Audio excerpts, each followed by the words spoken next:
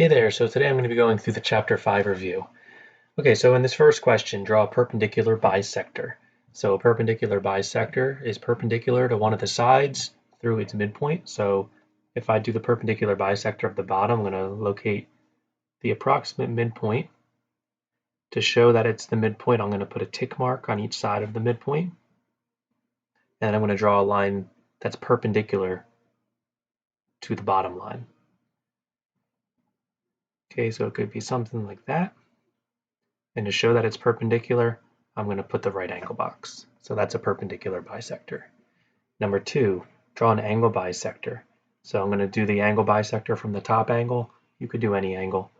So from that angle, I'm going to try to cut that angle into 2 equal pieces. So it might look something like that. And to show that they're equal, you have to make sure that you put the arc marks. 1 arc mark in each. Okay, number 3, draw a median. So a median goes from a vertex to the midpoint of the opposite side. So I'm going to find the midpoint of the bottom side. To show that it's the midpoint, I'm going to put a tick mark on either side of the midpoint. And then I'm going to connect the opposite vertex to that midpoint. So that's what a median would look like. Okay, and then number 4, draw an altitude. So an altitude goes from a vertex perpendicular to the opposite side. So I'm going to go from the top vertex, and I'm going to draw a line that's perpendicular to the bottom side. So it looks something like that. Okay, so when you do take the test, it's going to kind of be the opposite way. We're going to give you a picture, and you're going to say what it is. So we might show you this picture, and then you would say that is an altitude. Or for number 3, we might show you this picture, and we'll show you that it's a median. Same thing for angle bisector, and same thing for perpendicular bisector. What you're really looking for is the correct markings. Okay, so on to the next page. So question number 5. So solve for PS given that M is the perpendicular bisector of segment PQ. So if M is the perpendicular bisector, it means that PT is congruent to TQ, and it means that S is equidistant from Q and P, so that means that SQ is congruent to SP. So they give us PS, they gave us QS. We know that from the picture that they're equal to each other, so we're just going to set up an equation that says they're equal. 4a is equal to 2a plus 26. To solve this equation, subtract 2a from both sides, and then divide by 2, and you get a is 13. They want to know what the length of PS is, so we're going to take that 13 and we're going to plug it in to PS. So the length of PS is equal to 4 times 13, which is 52. So there's your final answer, 52. Okay, number 6, DC is the perpendicular bisector of AB, and the measure of angle ACD is 4x minus 10. Solve for x. So if DC is the perpendicular bisector of AB, we'll put the markings. It means C is a midpoint, so AC is congruent to BC. And then D is equidistant from A and B. So DA is congruent to DB. They tell us that it's a perpendicular bisector, so I'm going to put the right angle mark. Okay, so next they say the measure of angle ACD, so angle ACD, that would be right here, that angle. That angle is 4x minus 10. Well, we know that DC is perpendicular to AB, so this is a right angle, so 4x minus 10 is equal to 90. That's your setup. So add 10 to both sides, you get 4x is 100, and divide by 4, you get x is 25. Number 7, from the picture, it looks like BD is an angle bisector. Let's see what it says. It says DA is equal to DC. So I'll put the tick marks in, yep. So since D is equidistant to A and C, it means that BD must be an angle bisector. So they tell us DBC, which is the bottom, DBC is equal to 10y plus 3. And DBA, which is the top, that's equal to 8y plus 10. Since BD is an angle bisector. It means the top and bottom are both equal. So our equation is going to be 10y plus 3 equals 8y plus 10. So solve this equation, subtract 8y from both sides, and subtract 3 from both sides. You get 2y equals 7. And then divide both sides by 2, and you get y is equal to 3.5. Okay, number 8. D, E, and F are midpoints of their sides, which means that DE, EF, and FD are all mid-segments. So we're going to apply our mid-segment theorems here. So AB, the length of AB is 24, so I'm going to mark that in. From the picture, they also told us DF is 20 and FC is 13. So I'm going to go ahead and fill in everything in this picture, and then it should be nice and easy to answer these questions. So D is a midpoint, so that means that AD and DB are equal. The whole thing's 24, divide by 2, that means they're each 12. And then FE is the mid-segment that's parallel to AB, so FE is also 12. Okay, next, they tell us that FC is 13. Since F is the midpoint of AC, that means that AF is also 13, making the entire length of AC 13 plus 13, which is 26.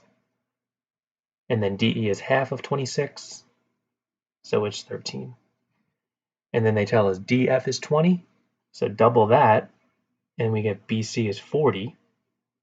And then since E is the midpoint, it means that BE and EC are both equal, so that means they're both going to be 20. So now to answer all of our questions, AD is 12, BE is 20, BC is 40, AF is 13, DB is 12, EC is 20, EF is 12, AC is 26, and then DE is 13.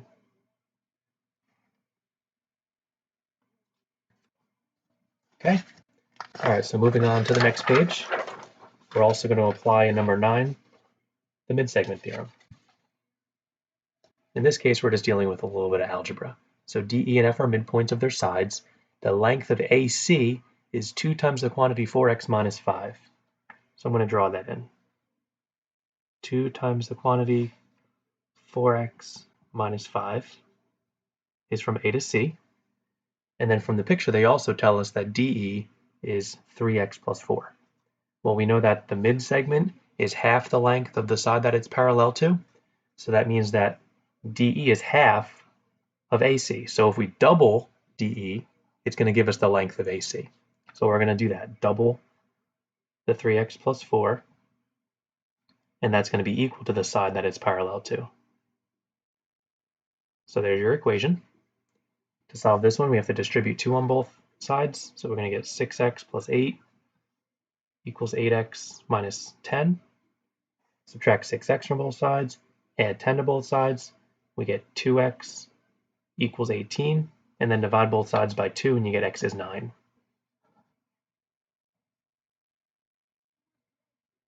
Now that x is 9, we're going to plug it in. So to find DE, 3 times 9 is 27, and 27 plus 4 is 31.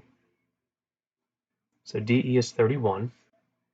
So then AF is also going to be 31. FC is also going to be 31. Just like our previous picture, that's how it always works out.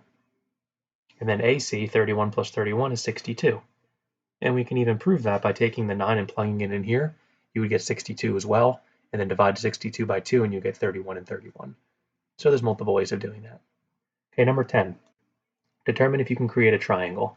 So we learned that the triangle inequality theorem said that the sum of the 2 smaller sides has to be bigger than the third side. So if we do 10 plus 12, those are the 2 smaller sides, and then compare it to 21, 10 plus 12 is 22.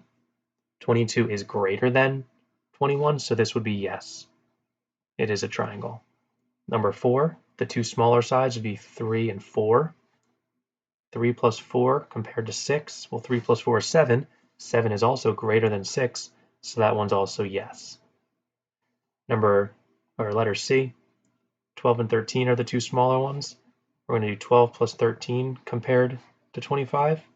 12 plus 13 is 25. It is not greater than 25, so this one's not a triangle. And then for letter D, 13 and 12 are our small sides. 12 plus 13 compared to 26, well, 12 plus 13 is 25. 25 is less than 26, which means it's not greater than, so this one's also not a triangle. Number 11, given the triangles below, list the sides length from longest to shortest. So we're given the three angles, we're given the three angles. We're given angle B, and then we're given expressions for A and C. So we don't actually know what the measure of angle A and C are, but we do know that all the angles add up to 180. So to figure that out, we're going to do 84 plus x plus 59 plus x plus 51 equals 180. You're going to combine the like terms, and you're going to get 2x plus 194 equals 180. Subtract 194 on both sides, you get 2x equals negative 14, and then divide by 2, and you get x is negative 7. Take that negative 7 and plug it in here, you get 52 degrees. And then take the negative 7 and plug it in here, and you get 44 degrees. And now if you took all three of those angles and added them together, you would get 180. So now we see that the longest side should be across from the largest angle. 84 is the largest angle, which is across from side AC, so AC is the longest side. After 84 comes 52, which is across from BC, so side BC is next. And then the shortest side is across from the smallest angle, so across from 44 is side AB, so AB is the shortest side. Okay, and number 12, we're going from smallest angle to largest angle. So they give us all the side lengths. We need to figure out the order of the angles. So the smallest angle is across from the shortest side. So the shortest side here is the 5.21, which is across from angle C. So angle C is the smallest angle. After 5.21 is 5.75, which is across from angle A. And then the largest angle is across from the longest side. So across from 6.62 is angle B. So angle B is the largest angle. On to the next page. These are actually just a couple of review questions here. So what additional pieces of information do you need to know to use side, side, side to prove that the triangles are congruent? So this is going back a chapter. They tell us that C is the midpoint of both AD, which is C is the midpoint of AD. That means that AC is equal to CD. And they also tell us that C is the midpoint of BE. So that means that BC is equal to CE. So can we use side, side, side? Well, not yet, because we only have two pairs of congruent sides. The additional piece that we need is they would need to tell us that AB is congruent to DE. So that's what they're asking for here. What additional piece would we need? This would be the additional piece to prove that the triangles are congruent using side, side, side. Okay, number 14. Use the given information, answer the question below. What type of angles are labeled? Well, these two angles are corresponding.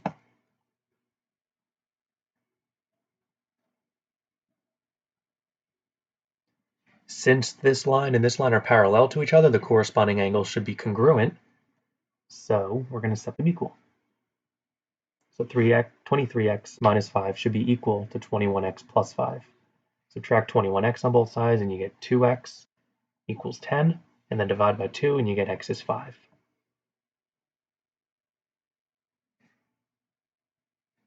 Okay, and then number 15, last review question. If D bisects segment AC, so let's draw a picture of what that looks like. Point D bisects segment AC, so D would be right in the middle, making AD congruent to DC. Okay, now they tell us that AD is equal to 4x plus 3, and they tell us that AC, the entire length, is equal to 10x minus 6. Well, if AD is equal to 4x plus 3, and it's congruent to DC, then that means that DC is also equal to 4x plus 3. And then the entire length would be AD plus DC. So we're going to say 4x plus 3 plus 4x plus 3 equals 10x minus 6. And then to solve this equation, combine like terms on the left side. We get 8x plus 6 equals 10x minus 6. Subtract 8x from both sides and add 6 to both sides. You get 2x equals 12. And then divide by 2 and you get x is 6. So what's the length of DC? So DC we know is equal to AD, so we're going to plug it into the 4x plus 3. So the length of DC equals 4 times 6, which is 24, plus 3, which is 27. So that's the answer. All right, on to the back. So this is kind of like what the quiz will look like, or what the test will look like. We'll give you a picture and we'll ask you what it is. So number 16, this one was an angle bisector.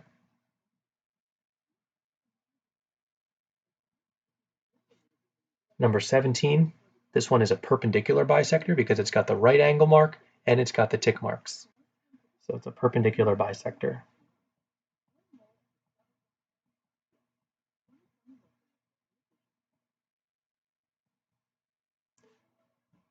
Also, this one, it does start at a vertex, which doesn't always happen, but since it goes from a vertex to a midpoint, it's also a median.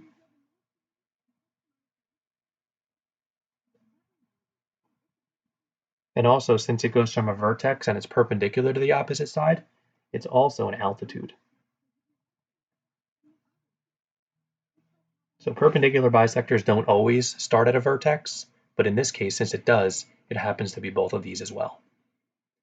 Okay, number 18, this one goes from a vertex and it's perpendicular to the opposite side. So number 18 is an altitude and only an altitude. Onto the back. Number 19, this one goes from a vertex to a midpoint, so it's a median. Number 20 goes from a vertex perpendicular to the opposite side, so it's an altitude. And number 21 looks like it's cutting angle C in half, so it's an angle bisector.